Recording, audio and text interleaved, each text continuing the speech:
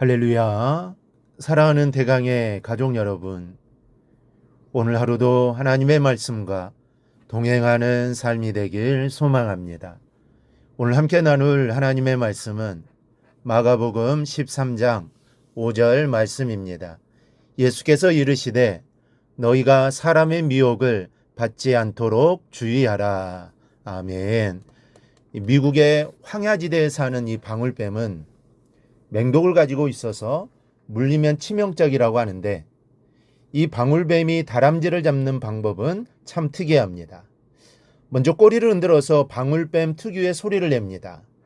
그러면 이때 나무 위에 있던 다람쥐는 소리를 듣고 호기심이 발동해서 소리 나는 곳을 내려다 보게 됩니다. 이때 다람쥐가 밑을 내려다보는 순간 다람쥐의 눈과 독사의 눈빛이 마주치게 되는데, 그것으로 다람쥐의 운명은 끝납니다. 다람쥐가 겁을 먹고 떨고 있을 때 독사는 입을 쩍 벌리고 기다립니다. 그러면 공포에 떨던 다람쥐는 비실비실 중심을 잃고 나무 아래로 떨어지고, 이 독사는 다람쥐를 한 입에 꿀꺽 삼켜버린다는 겁니다. 이 사람의 죄의 함정에 빠지는 것도 이와 같습니다. 아주 작은 소리에 마음이 끌립니다. 이 달콤한 소리, 또 그럴듯한 소문, 또 가슴을 설레게 하는 음성에 귀를 기울이다가 이를 눈으로 확인하고 싶은 욕망을 갖게 되고, 눈이 욕망의 대상에 고착되면 자신도 모르게 그 대상에 이끌려 죄의 덫에 걸리게 됩니다. 그리고 죄의 덫에 걸리면 빠져나오기가 쉽지가 않습니다. 말세가 될수록 사탄은 더욱 교모하고 집요하게 성도들을 유혹할 겁니다. 그래서 주님은 제자들에게 너희가 사람의 미혹을 받지 않도록 주의하라고 말씀하고 계신 겁니다. 이 말씀에는 우리들이 마음 한가운데 새겨둬야 할 진리가 담겨져 있습니다. 먼저는 종말은 호기심으로 볼 것이 아니라는 말씀입니다. 제자들이 예수님께 종말에 대해 여쭈어본 것은 시기와 징조 같은 것들에 대한 호기심에서 비롯된 것입니다.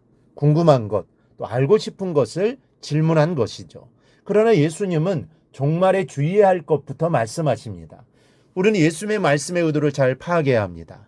너희들은 말세에 무슨 일이 어떻게 일어나서 지구에 종말이 올까 하는 것이 궁금하고 알고 싶겠지만, 그러나 그보다 더 중요한 것은 말세에 믿음을 지키는 것이야 라고 말씀하고 계신 겁니다. 한마디로 말하면 종말을 호기심으로 보아서는 안 된다라는 말입니다.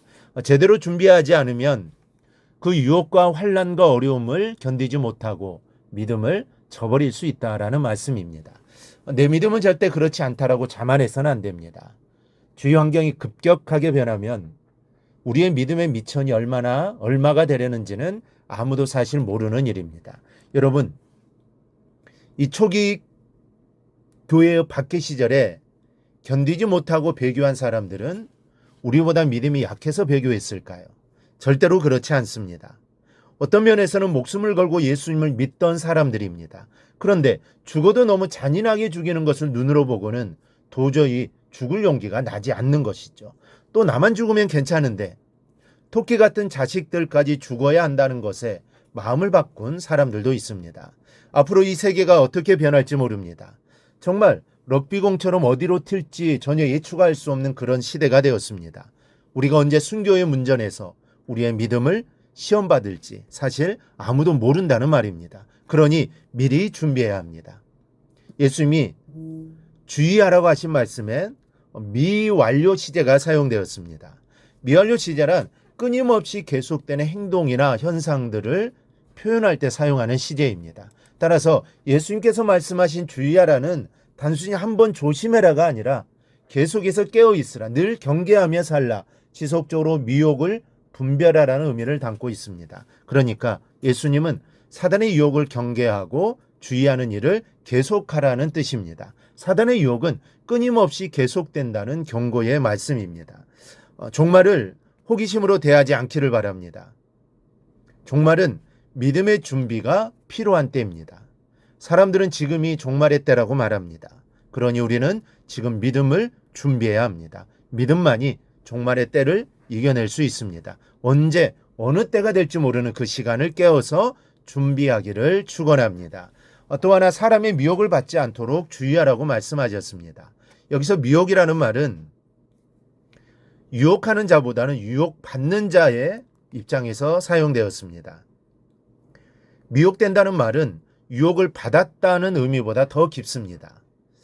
원래 양떼가 길을 잃고 방황하는 모습을 표현한 말인데 단순히 어떤 유혹을 받아 잘못을 범하는 정도가 아니라 적극적으로 그 유혹에 동조하여 믿고 따르는 것을 말하는 겁니다. 아예 유혹을 한 그 편이 되는 것이죠. 억지로 끌려가는 모습이 아니라 자원하는 모습으로 종이 되고 하수인이 되어 자기만 범죄에 빠지는 것이 아니라 다른 이들에게까지 적극 권하여 함께 타락하는 모습을 말하는 것이 미혹된다라는 말의 뜻입니다. 그래서 예수님은 사단의 유혹을 조심하라고 말씀하신 것이 아니라 사람의 미혹을 받지 않도록 주의하라고 말씀하셨습니다. 사단의 하수인이 되어 영적인 뒷배경을 감추고 우리의 믿음을 노리는 사람들을 조심하라는 말씀입니다. 이런 사람들은 여러 가지 모습으로 가면을 쓰고 우리 곁으로 접근합니다.